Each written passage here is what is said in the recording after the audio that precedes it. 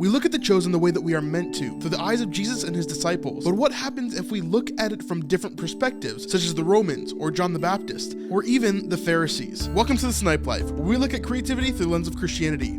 And if you like the Chosen biblical topics that you can really dive deep into, then you're gonna love our channel. So if you like this video, go ahead and like it and subscribe if you want to see more videos like this. In the first 2 seasons of The Chosen, we've seen a ton of Pharisees, some that are more prominent than others, and in season 3, we're gonna see even more.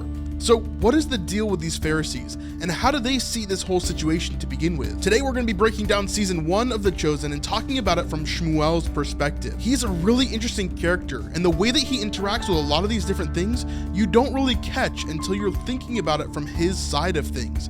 So let's see how SHMUEL sees The Chosen. The first time we're introduced to SHMUEL, he's really worrying about Nicodemus. You see, Nicodemus is his old teacher who has come back to visit Capernaum. This is someone who he highly respects, and he wants to make sure that everything is perfect. The tables are cleaned, and everything that he wants is exactly where he needs it. As Nicodemus settles in, he's very adamant about the fishing on Shabbat that's taking place within Capernaum. This is something that SHMUEL should have stopped, but it wasn't quite on SHMUEL's radar as much as it should have been. He feels bad about this. As Nicodemus is talking to SHMUEL about this, a Roman soldier walks into the Torah room and demands Nicodemus' attention. It turns out that there's a disturbance in the red quarter that Nicodemus needs to quell, and the Roman soldier won't take no for an answer. So Yusuf and SHMUEL go along with him to see what this is. As the 4 of them enter the red quarter, Nicodemus quickly realizes that there's a demonic presence here. He asks SHMUEL to go and get some supplies for exorcism, and so he does so. When SHMUEL returns, they quickly discuss the background of this woman and how to deal with this issue. But obviously he lets Nicodemus take the lead here. He watches as Nicodemus goes through the process of this exorcism, but then to no avail. In fact, the demons taunt Nicodemus. This is disheartening, because SHMUEL was sure that Nicodemus knew what he was doing here, but he loses a little bit of faith in him. A few days later, Yusuf returns and tells SHMUEL that Lilith has been healed. He can't believe his ears. I guess Nicodemus is who he says that he is, and he knows what he's doing. SHMUEL tells the rest of the court, and the Abbat tells him to go get Nicodemus. Nicodemus seems stunned by this, but is excited at the same time. Though later in that week, he hears from other Pharisees that Nicodemus has begun acting strange, and there was a weird experience they had with him at a Shabbat dinner. He doesn't think much of this, but he keeps it in the back of his mind. As the days continue, SHMUEL eventually encounters John the Baptist, along with the other group of Pharisees. He can't believe his ears and his eyes as to what he's seeing.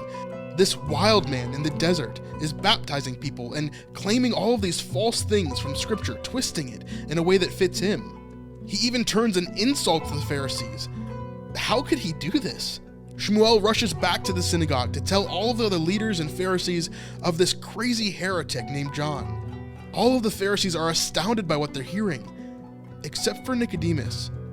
This is strange. Nicodemus almost seems to be defending him, basically making excuses for him. Why would this great teacher be against him here?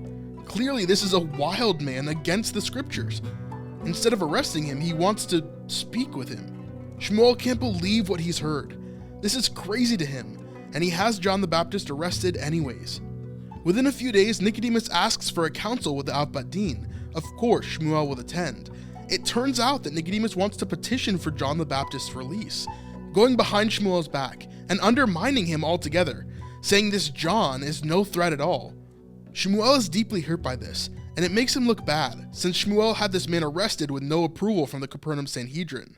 None of this is making sense to him at all. He's read the scripture since he was a boy, just like the rest of the men in this room should have. But it seems like he knows the scripture better than all of them. He knows that this man is wrong, and that he's against what the law is teaching. He can't just let this evil man stand and spread this false message. Of course he would have him arrested. But it seems in this room here, nobody understands. In fact, nobody cares but him. He's not a student anymore, and yet he's being treated as a child. Obviously, he knows the scripture better than all of them. And yet he is the one that's being punished here. After this meeting with the Abbat, Nicodemus corners SHMUEL, asking him to read from the scriptures. SHMUEL quickly realizes that Nicodemus is trapping him into a point about John. Why won't he let this go? He thinks to himself. Shmuel tries to explain that Nicodemus is falsely using the scriptures, or at least misreading them. He explains that John is appropriating Isaiah's words to trick people. Nicodemus then goes on to try and suggest that it may be possible for God to take human form. Shmuel is taken aback by this. How has his teacher gone so far from truth? The scriptures are clear. Even a boy in Beit Midrash would know this. To say this is blasphemy. Shmuel continues to defend the law and can't believe what he's hearing Nicodemus say. He pleads with Nicodemus in disbelief of how much he's changed and how wrong he is.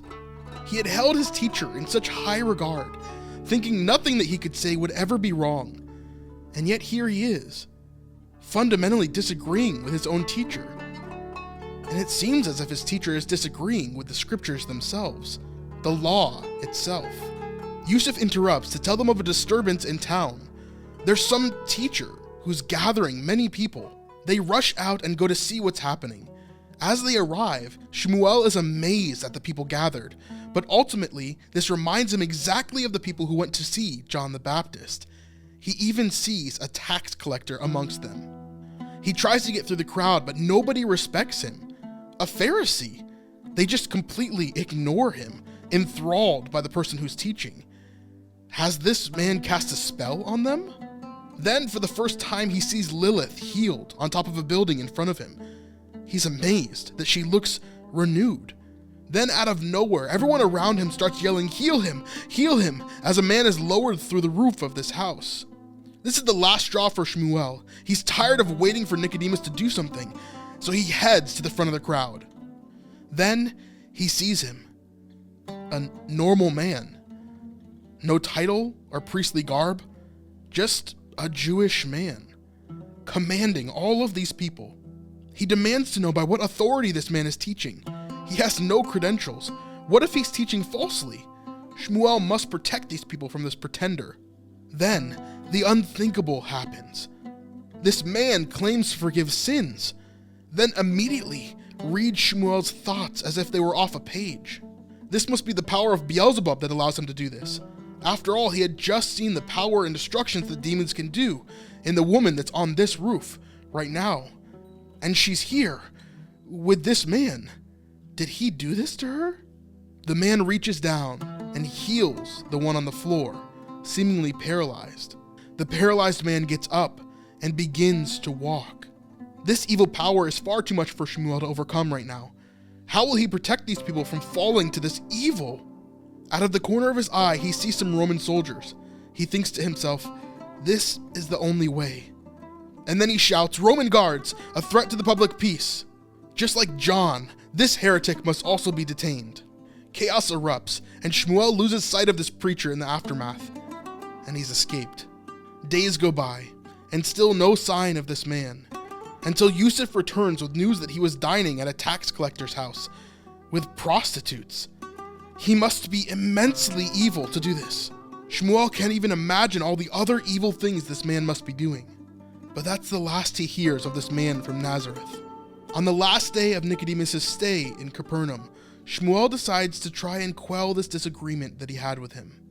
He begins the conversation cordially, even conceding at one point in the conversation that Nicodemus is right as always, though he clearly thinks otherwise. At this point, Shmuel decides to leave his teacher's ways and begin on a path of righteousness and holiness that no one else seems to follow, following the law to eradicate false prophecy and this notion of God in human form. The evil he's seen must be quelled, and Nicodemus won't do it. After all, this man claimed to be God, and still Nicodemus said nothing. He tests Nicodemus one last time, asking if he will oppose him when he seeks out the truth about these false prophecies. Shmuel is happy to hear that Nicodemus won't oppose the petition, but it seems the relationship is damaged beyond repair. It's like Nicodemus doesn't understand that the law is above everything. The law is God. Even so, there's much work to be done about this evil preacher from Nazareth. Did this give you a better insight into who Shmuel is and how his character is acting in The Chosen? Maybe some of the things we think about him are a little bit more justified than we thought they were before. He doesn't have all the information. And so this makes it a really interesting, compelling story. He's not just an adversary for the sake of being an adversary. There's reasons behind it. Although not everything in this story may be exactly as the Chosen intended it to be, I think this is a great way to understand the perspective of Shmuel and the Pharisees. I'd love to jump into the other Pharisees as well, especially Yanni in season 2. So if you want to see that video, leave a like and subscribe to this channel so I know that you guys are interested in this type of video. Thanks so much to our patrons, and you guys can join those by going to patreon.com/thesnipelife. Love you guys very much, and we'll see you on the next one.